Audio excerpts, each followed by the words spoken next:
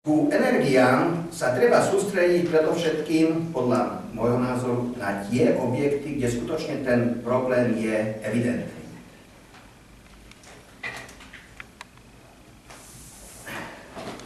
Príspevok mesta pre zariadenia správy rekreačných a športových služieb. Prosím.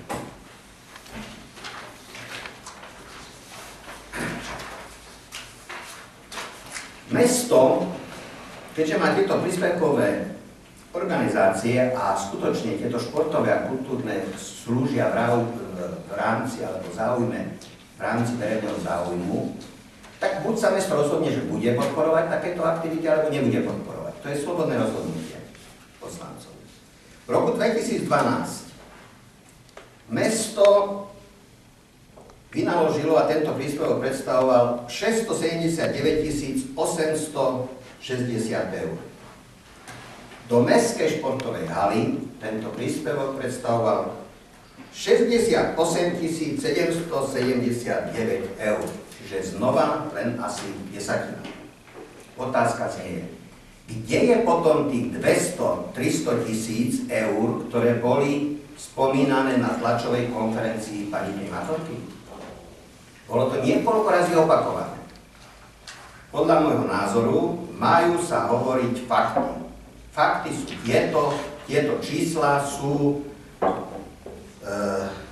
z koncoročnej uzávierky mesta Humenného, ktorá je na webovej stránke mesta Humenné.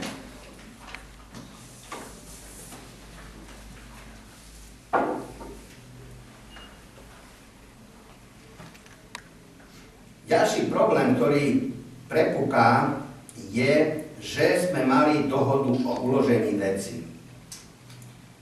Z akého dôvodu sme ju robili?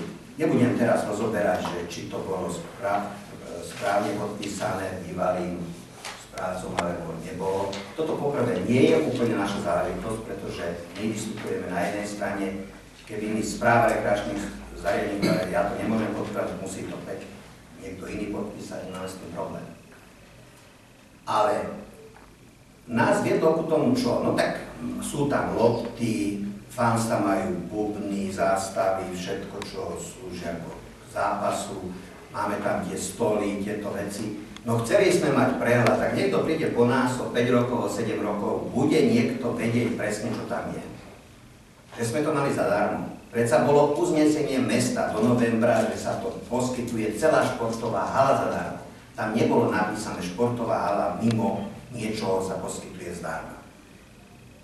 A vždy sa vieme dohodnúť, že prečo by to tak malo byť, alebo nemalo byť. A sme ochotní aj prispieť. Problém internetu športového. My ho skutočne nepotrebujeme na to, aby sme si robili prenosy do Bratislavy.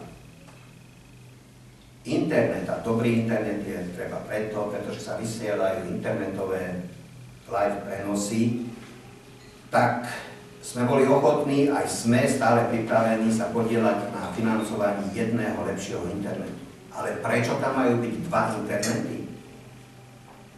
Jeden, ktorý, ja neviem, cez koho majú, cez Telekom, či asi tak, a teraz jeden ešte tam ako robím. Tak to robíme spoločne a sme skutočne, nikdy sme nepovedali, že my sa na to nechceme ako podieľať. Čiže toto je k tej čiastke, a čo nás na tom vlastne trápi, že prečo to musí byť presne tak. Pretože keď sa ma hoci kto bude spýtať, tak všade chválim, aká športová hala sa tu postavila, aké je to dobré pre rozvoj toho športu. Všade vo všetkých buletínoch vždy nezabudnem a vždy to tam píšem, že toto je vďaka pre mesto. Ale to je viac menej všetko. Viacej nemožno od nás ako očakávať. Druhý problém, my sme to nazvali stupeňová politika. Náš oddiel je sponzorovaný z viacerých zdrojov. Pre nás je významným zdrojom príjem zo vstupného. A zase ten volejbal na takejto úrovni hrať, to sa skutočne nedá hrať so stovkami, tisícami eur, ale to sú 10 000 až, by som povedal, 100 000. Kľudne môžem zverejniť, náš rozpočet podľa toho, čo hráme momentálne v roku, sa pohybuje od 260 po 300 000 eur. Celý náš rozpočet. Vrátim sa k tomu vstupnému. Za minulú sezónu sme odohrali viac ako 20 zápasov a pretože máme presnú evidenciu, tak vieme, že na týchto zápasoch bolo cca 16 000 občanov Humenného na všetkých spolu. Keď si to prepočítate, tak zistíte, že sme určite na to museli aspoň 25-27 000 eur zarobiť. To sú významné zdroje pre financovanie tohto klubu. Naša politika, či už permanentka je v tomto, nič sa nedáva zadarmo. Keď aj odo mňa niekto dostane, tak ja tam musím dať svoj dar, kúpim si permanentky a ich môžem ako posunúť ďalej. Toto žiadame od všetkých. Keď náš sponzor sa podieľa na tomto financovaní, tak takisto má zakúpené vstupenky, má zakúpené permanenty klasické, ktoré sú po 50 eur, a má špeciálne vstupenky, ktoré sú v tej nešťastnej hore tými stoličkami, za ktoré bol ochotný zaplatiť 30 000 eur. My sme cez noviny ponúkali, každý si to môže kúpiť, dodá 30 100, je to jeho. Má to k dispozícii. Pýtam sa, prečo máme ustupovať týchto peňazí, ktoré dostaneme? Prečo ich máme dať zadarmo? Čiže každý, kto má ako úprimný záujem o rozvoj tohto volejbalu a udržanie aspoň na takejto úrovni, musí pochopiť, že to sa nedá robiť na nejakej amatérskej úrovni, ale treba to profesionálne riadiť a treba aj od hráčov vyžadovať profesionálny prístup. My budeme potom garantovať, že my všetko robíme preto, aby sme vždy bojovali o titul na Slovensku a reprezentovali Humenné po tých štátoch v Európe, kde chodíme hrávať.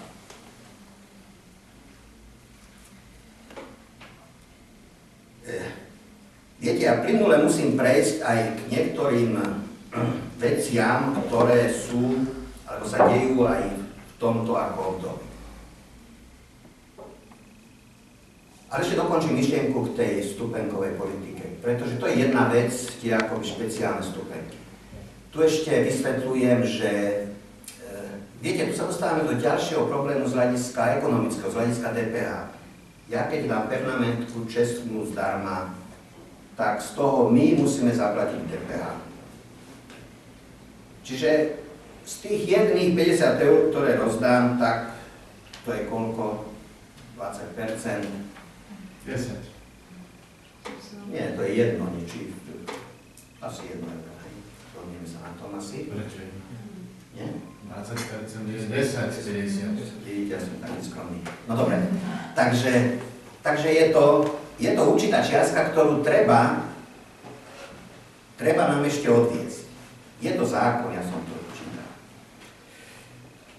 Takže ďalší je tam problém žiaci, študenti, dôchodcovia. Vysvetľujem to nekonečná. Pre nás toto není záležitosťou propagandy. Pre nás je to otázka, záležitosť systémového prístupu. Žiaci. Maximálne oslovujeme žiakov.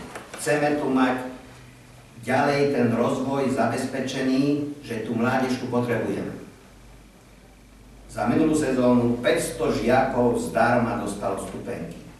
Vyberáme na jednotlivé zápasy, na ktoré dávame do škôl, aby prišli. Dôchodcovia. Pre dôchodcov je vypracovaný systém zľavy na permanentky. Zľavy na vstupenky na jednotlivé zápasy momentálne neposkytujú. Ale budeme to riešiť, predsa nás to zaujíma, aby každá skupina občanov mala záujem na ten volejbal prísť a ho podporovať. Pre dôchodcov my uvažujeme viac tak jednorázovými ako akciami, vyberieme niektorý zápas, tam sa im prihovoríme, oslovíme ich, na ten dáme zľavy, ale akože dávať na každý hneď zľavu nerozumiem tomu prístupu, pretože ak máme vypredané, no prečo to musíme okamžite urobiť? Ale o tom sa dá ako stále diskutovať a každú dobrú myšlienku, kto ma pozná, som ochotný prijať a budeme ju realizovať. Tréningy. Sme profesionáli, tak máme trénovať maximálne do obeda. O tom sa nedá temerane polemizovať, pretože či už lekár, či tréner vám povie, ako funguje dvojfázový tréning. My ich tam môžeme nahnať od 6. o 10. vypustíme, že už vás už máte otrénované, dovidenia. Takto to jednoducho nefunguje. Po obede, po 17. prioritu majú platiaci záujemcovia. Otázka. V ktorej telocvični v Humenoch môžeme trénovať, keby sme aj išli mimo? Ktorá splňa parametre preto, aby tam taký bol, aby sme tam trénovali? Môj názor, ani jedna, vynímajúc gymnáziu. Na gymnáziu sme hrávali, ovšem, gymnáziu už je úzké, hej, tí hráči si potrebujú zvyknúť tam, kde hrávajú, aby sme využili tú pozíciu a výhodu domácich zariadení. Zavádzajúce informácie o tom, že ako je to v iných mestách, ja nerešpektujem a nie sú ani pravdivé. Keďže bola tam spomínaná Bratislava. Poprvé, tie športové haly sú súkromné. Po druhé, telocvične, ktoré sú, tak splňajú všetky parametre a vtedy sa to dá akože trénovať aj v iných telocvičniach. Čo sa týka Svidníka.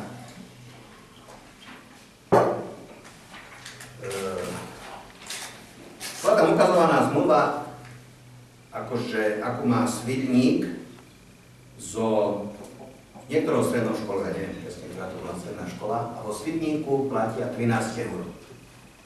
Tu mám takisto zmluvu medzi VK-MS a základnou školou SNP. Čo myslíte, koľko platíme? No my platíme 15 €. Tu je zmluva. Takže, ako je potom, kde je tá pravda? Takto sme ju podpisovali.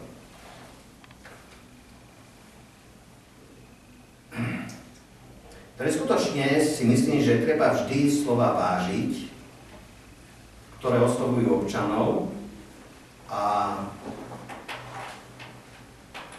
treba ako ten maximálny nástroj používať pravdu.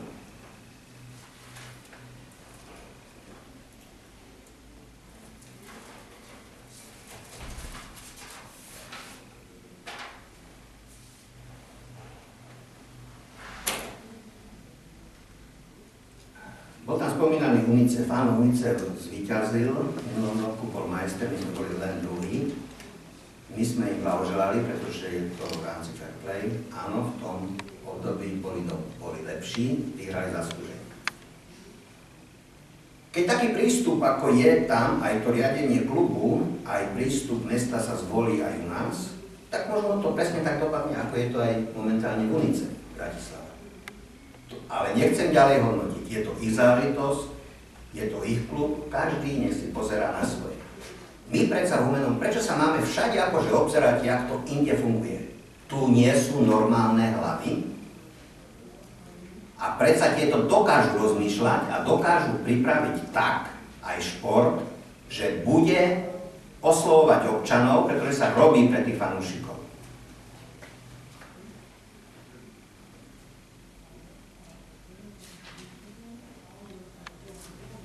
No a ešte k niektorým vyjadreniam, na ktoré musím zareagovať. Bol článok v športe. Vôbec to nebolo, že sme si objednávali taký článok, jednoducho je začiatok sezóny, boli sme oslovení, aby sme reagovali na niektoré veci. Samozrejme, že som vedel, že ak sa vyjadrím a bude tam citácia o teplej vode, o problému s teplou vodou, tak to určite schytáme. Takže ja som sa vyhol takýmto vyjadreniam. Tieto vyjadrenia o teplej vode boli predsa v iných médiách a či boli stali prevzaté, alebo ako si to zistili, mňa osobne ani nezaujíma. Bol tam tvrdenie, že potom sa píšu hlúpe články v športe. No ja sa pýtam, boli 2 články v športe. Bol článok v športe pána redaktora Kubiša A bola vyžiadaná odpoveď pani primátorky mesta Humenného. Prečítajte si oba články. A nebudem hodnotiť teraz, ako to by mali ostatní vnímať občania. Oni to musia vnímať a oni nech si urobia analýzu. Ale tvrdím, keď dávam odpoveď, tak neklamem. Pani primátorka klamala v odpovedi. Pani primátorka uviedla, že my sme dostali dotáciu pre mládežnícke kolektívy 30 000 eur. My sme dostali dotáciu 24 000 eur. Ostatné vyjadrenia o tom, ako my sponzorovi robíme zisky a neviem, čo tam ešte, odmietam komentovať.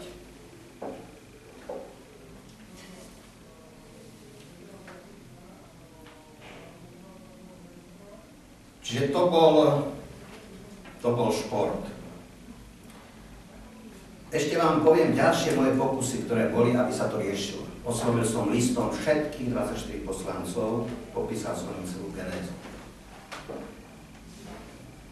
Na štvrtok minulého týždňa som osobne poprosil poslancov, aby o svojom voľnom čase o 16. hodine prišli do zasadačky Mestskej športovej haly, ktorú sme zaplatili, a diskutovali sme o nájomnej zmluve.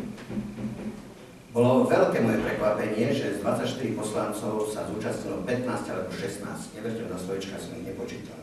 To bolo neformálne pozvanie. Ale ocenil som, že tam boli poslanci z celého spektra.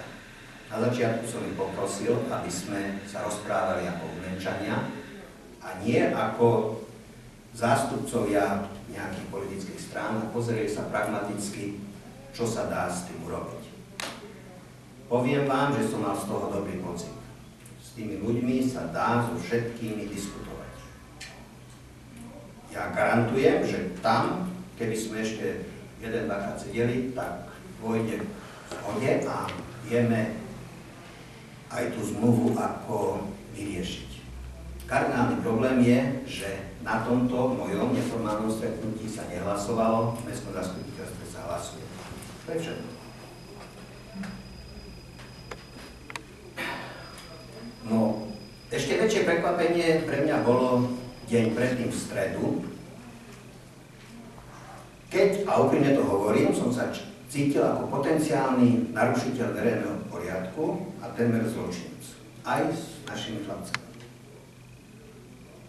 Ako môže k takémuto niečomu prísť? Predsa v pondelok osobne som bol za správcom haly, dal som objednávku aj na tie hodiny po 17, lebo my sme také upozornenie od mesta dostali, štvrtok alebo piatok, toho predchádzajúceho týždňa, tak na základe toho som išiel, aby sme riešili praktické veci. Objednávka, hodiny aj po 17 hodine. Dole som napísal, objednávku akceptujem. Ak ten pán mal výhrady k niektorým hodinám, štrknem, neakceptujem. Piatok, tie hodiny boli akceptované. V stredu o 16. ma volajú, že do haly nesmieme prísť. Samozrejme, že som tam išiel osobne. No na počudovanie, ja som nevolal tých mestských policajtov, že by som potreboval pomoc, ale za mnou o 5 minút tam prišli mestskí policajti. Jednal som s pánom správcom. Ako je to s tou objednávkou? No áno, dali ste objednávku, ale ste nezaplatili. Hovorím, keď vystavíte faktúru, my zaplatíme. To ešte my máme vystavovať faktúry si za správu rekreačných služieb? Dostaneme faktúru, zaplatíme. Na čo nemáme? Čo? Máme zaplatiť, alebo musíme zaplatiť? Pretože nepripustíme, aby tu volejbal skončil len na základe takýchto informácií. Bolo mi oznámené, že asi hodinu predtým tam zaplatili si ako nejaká skupina a že si idú zahrať futbal. No samozrejme, my sme žiadnu provokáciu, ktorú som nikdy nepripustil, aby sme reagovali takýmto spôsobom. Všetko prebehlo v kľude, dobre, ja som vošiel do šatne, tých chlapcov, futbalistov, som im ironicky poďakoval za korektný športový prístup.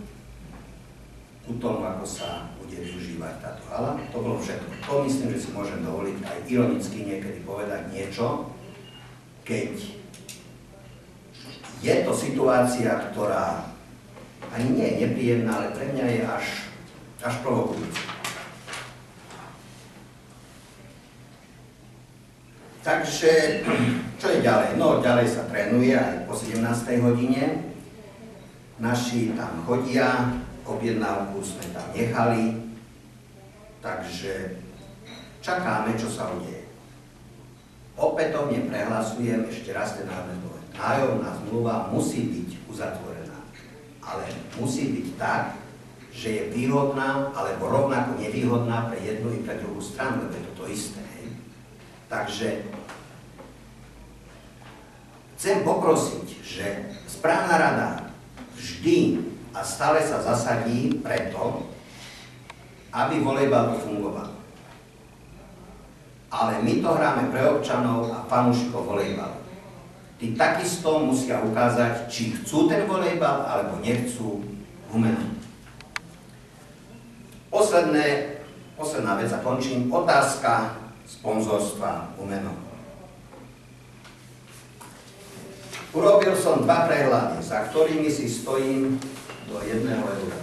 Prvý je za obdobie rokov 96 až 2013. Chemes akciová spoločnosť do volejbalu dala 2 300 960 eur. Predtým bolo v korunách, prepočítané kurzom, aký bol. Mesto Humene za toto obdobie priamou finančnou pomocou dalo 230 692 eur. Nepriamo, ktorá je teraz zdôrazňovaná cez športovú halu, dal som najvyššie možné číslo, 40 000 eur, že je tá nepriama finančná pomoc. Každý rok, krát 6 rokov, tak je to 240 000 eur. Ak sa niečo milím, že ešte niekde inde sme dostali nejakú pomoc, rád sa ospravedlním a môžeme o tom diskutovať. Ale ak mám teraz pravdu, tak to keď aj nevidím čísla, keď tento stĺpec je väčší ako tento, tak má pravdu. Ďalšie poznámky k reklame. Zobral som si len roky 2011 až 2013. V tomto období toto Chemes navýšil a navýšil o 82 572. Zdokladované, môžem ukázať účty pred notárom. Nikto tak, že budem akože zmluvy sa len tak majú ukazovať. Notár, keď potvrdí, že hovorí pravdu, tak mi to tam napíše, dá ku tomu vyjadrenie. Mesto Humene, prosím, pokles o 16 332 eur. Tak sa pýtam, kde je vlastne pravda? Však nemôžeme mať všetci pravdu, alebo všetci klamať. Tak raz sa to musí rozuzliť a povedať na rovinu, tak je to tak, alebo to tak nie je. Čo budeme ďalej robiť? My prvý zápas doma hráme, mali sme hrať 19. októbra v Unice Bratislava. Prvý zápas budeme hrať 17. októbra o 18:30 a bude priamy televízny prenos, Slovák Šport bude vysielať. Sú tu ďalšie požiadavky na priame prenosy. Ja skutočne neviem, čo mám, akým spôsobom máme reagovať, pretože či sa nám to páči alebo nepáči, máme určité obavy, i keď v nich nikdy neverím. Volejbal tu bol, už je na určitej úrovni, aby bol hanbou pre všetkých, aby to malo takto skončiť. Takže my začíname riadne, 9. októbra nastupujeme v Lublani na zápas, potom bude tento domáci zápas a budeme v sezóne pokračovať. Chcem tu povedať, naše ciele sú úplne jednoznačné. Hra o titul majstra republiky, hra o víťaza slovenského pohára a čo najlepšie umiestnenie hľadať v stredoeurópskej lige. Súpera, ktoré máme vo vyzývacom pohári, je to ťažký, dopredu hovorím, toto, ak sa za to budú nás fanúšikovia vyzývať, že vypadneme, tak hovorím, toto nemôžeme slúbiť, že by sme takéto mužstvo dokázali poraziť, ale urobíme všetko preto, aby sme to zvládli so cťou a so zmyslom pre fair play. Fair play je pre nás otázka podstatná, preto sa aj všetkých súťaží fair play zúčastňujeme. Ďakujem.